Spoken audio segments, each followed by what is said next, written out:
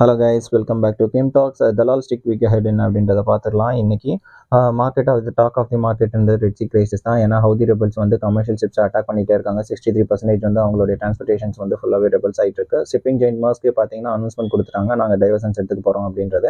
ஏன்னா இதில் cost of supply plus cost of medium transportation ஷிப்ன்றதுனால அது ஏதோ டேமேஜ் ஆச்சுன்னா இன்சூரன்ஸ்லேருந்து 20% மட்டும் கிளேவேஜ் சப்போர்ட் கொடுப்பாங்க அப்படின்ற அனௌன்ஸ்மெண்ட் வந்ததுனால இது அவங்களுக்கு ஒரு பெரிய ஏமாற்றம்.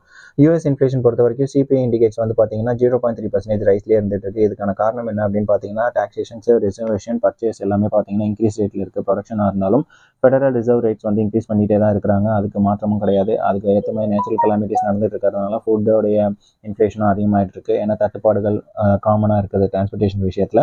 டெக்னிக்கல் இண்டிகேஷன்ஸ் என்ன அப்படின்னு பார்த்தீங்கன்னா நமக்கு வந்து நிஃப்டி பொறுத்த மட்டும் ஹையஸ்ட் 21,500 அது சிசி குரூப் கொடுத்துட்டு இருக்கு. 1.4 to 1.6% இன் டாலர் டேர்ம்ஸில் சொல்லலாம். நிஃப்டி சஸ்டெயின்ஸ் அபவுட் 22,800 சொல்லலாம். ஏன் அப்படின்னா நமக்கு மார்க்கெட்